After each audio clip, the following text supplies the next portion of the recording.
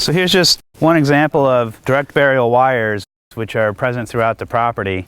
That includes underneath the parking areas here, connecting the various street lights. There's also direct burial wires on the opposite side of the building that cross under the driveway to serve the generator house, the fire pump, the garden shed. This is reality. I mean, all around the property are these wires. Whatever we can do to eliminate this, it's not only just a safety factor, but from a maintenance standpoint, to be able to protect that wire from damage, and obviously to protect our guests from potentially exposing themselves to that. You can see here that we had to extend the driveway over to the left some distance. This is simply in order to be able to push a snowplow through here, for a plow truck to pass through here. It's not the correct radius for the truck to fit through. There's another example in the middle lot that I could show you where there's perennial tractor trailer tracks across the grass, because it's simply just not a proper turning radius for the type of vehicles that come in here. Through here are actually some really fine examples of the root intrusion. What happens here with the pine trees, they don't have a taproot, so their strength lies in the expansiveness of their root system. Being located close to the driveway here, you can see where over time these roots have actually started to pop up the surface and interrupt the natural flow patterns, so that the driveway doesn't drain appropriately. Most friends of guest house would recall that there was a stockade fence along here, and if you look at the edge of the driveway along the front of the stockade fence, what you can see is over time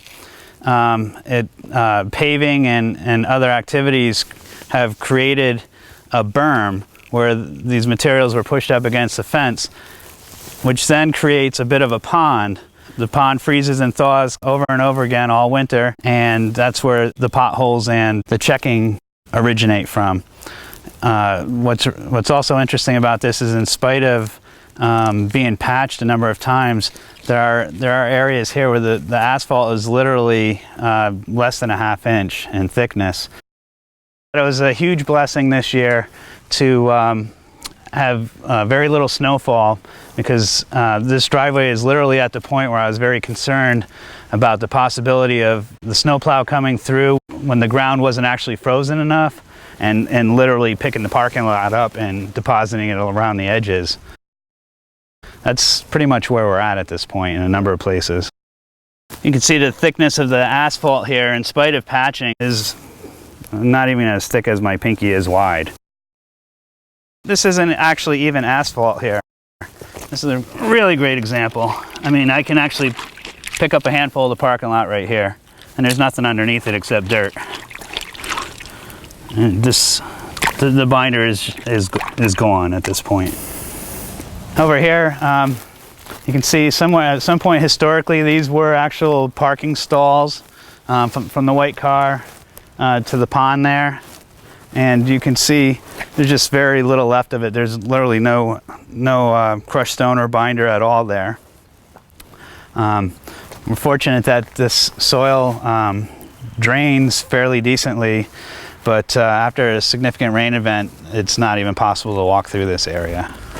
A problem that may not be readily apparent when you're thinking about paving, the fact that there's 1, 2, 3, 4 manhole covers here. 3 of them are submerged. These actually handle the sewage from the kitchen and the laundry areas. So in the event of a sewage emergency, in most places you would be able to pop that manhole cover off and respond. In this case here, you could see that there's a decent likelihood that you may have to chip through several inches of ice just to even get at the problem.